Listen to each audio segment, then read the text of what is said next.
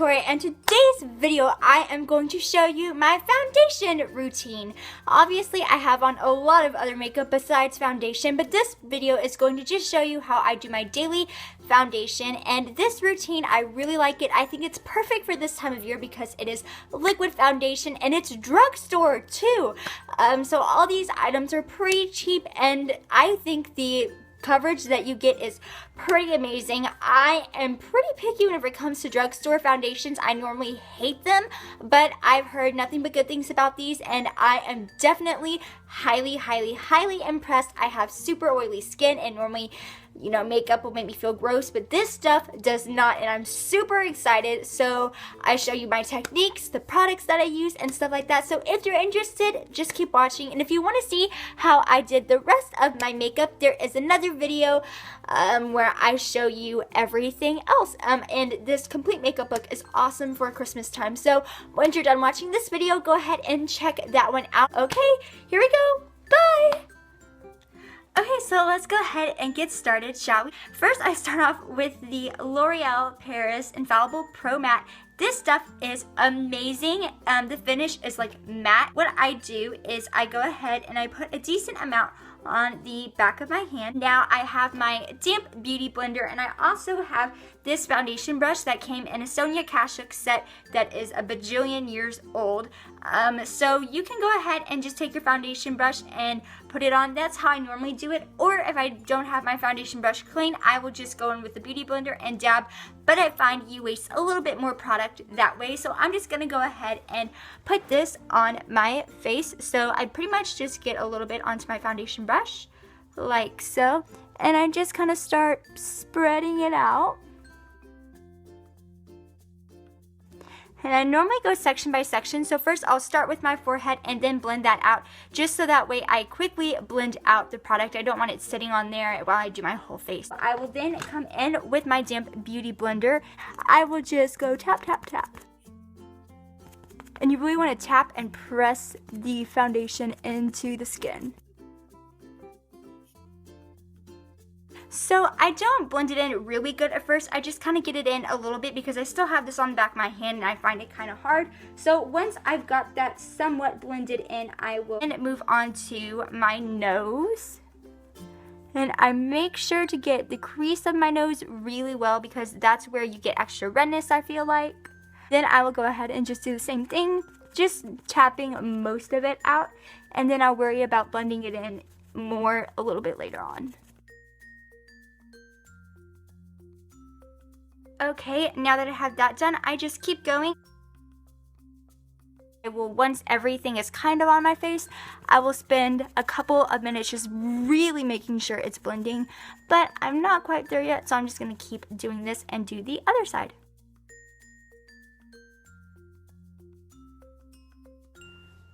Now, I quickly want to say, I can do this pretty quick. It still takes longer than my powder foundation, but it normally does not take as long as this video seems like.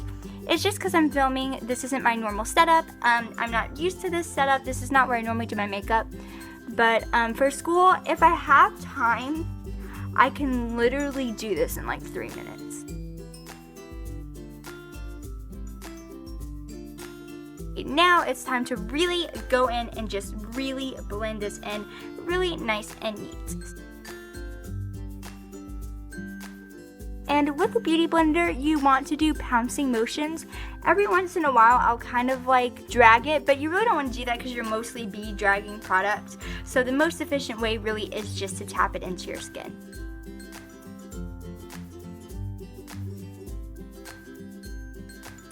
This shade is kind of light for me, so and my shade in the next foundation is kind of dark. So what I do is I kind of use this kind of where you would normally contour. So I will show you how I do that. This is the L'Oreal True Match Super Blendable Makeup in W3. Both of these formulas are amazing. I honestly can't really decide which one I prefer. I don't put nearly as much. I just put a tiny bit of this on the back of my hand, just like I did the other foundation. And this is just to kind of help make sure I'm not so flat, because this foundation that I have on right now, just the Pro Matte, it makes my skin look like a porcelain doll. And I mean, seriously, it makes my skin just look like perfect.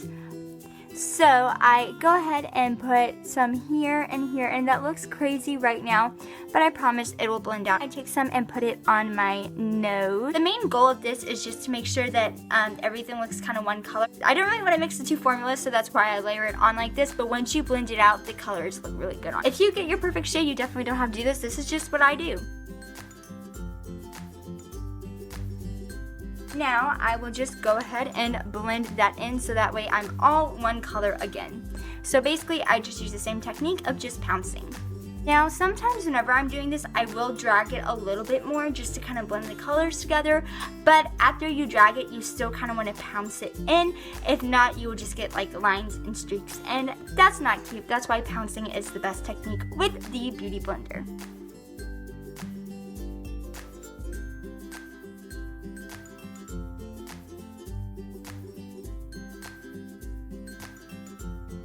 Now my foundation is pretty much blended and I look pretty good.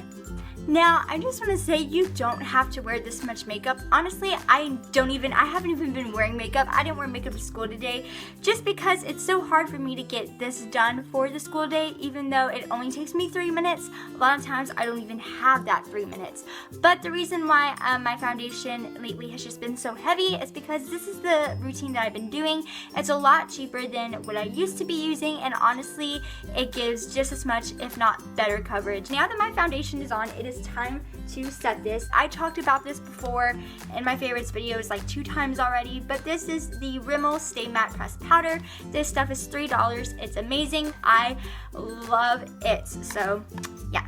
So whenever you set your foundation with powder, you're really supposed to use some kind of like sponge or something to like press the powder in, because if you just start going like this after you use your Beauty Blender, you're just gonna mess up your foundation. So what I do is I go ahead and load up my brush, give it a tap to get the excess off. Then what I do is I pretty much pounce it just like the Beauty Blender into my skin. So I just go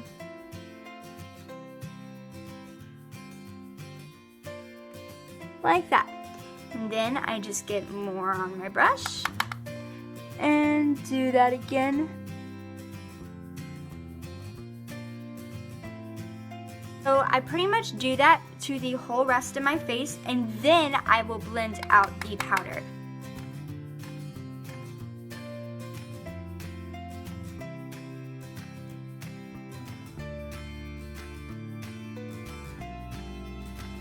So now what I will do is I will very carefully come and just kind of smooth it out just a tiny bit, and sometimes I'll even get a little bit more powder on my brush while I smooth it out. I find that that helps as well. I'll just get a little bit, and then I'm just gonna smooth it out.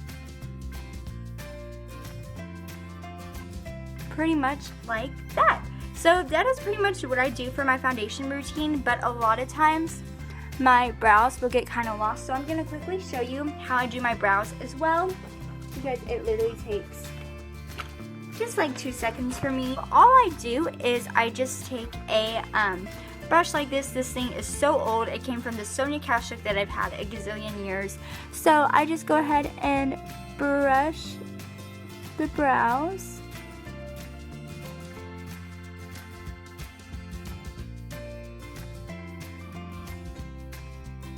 And then I will go in with the Naked 3 Urban Decay palette, and I take Dark Side. This is not the best color, but this is just what I use. And once again, I use this just little eyeliner brush that came from the same ancient Sonia Cash look palette. If not, you can also use the this end of the brush that came with the Urban Decay Naked 3 palette, which is the palette that I'm using. So what I'll do is I'll come and I will very lightly do little strokes. And whenever I do my eyebrows, I like go like that because I don't know, it helps me. Definitely not the queen of eyebrows. This is just what I do to make them not look totally ridiculous.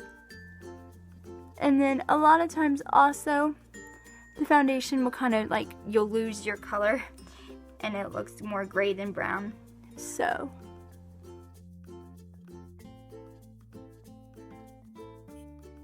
and keep doing that to where it looks like I have eyebrows again.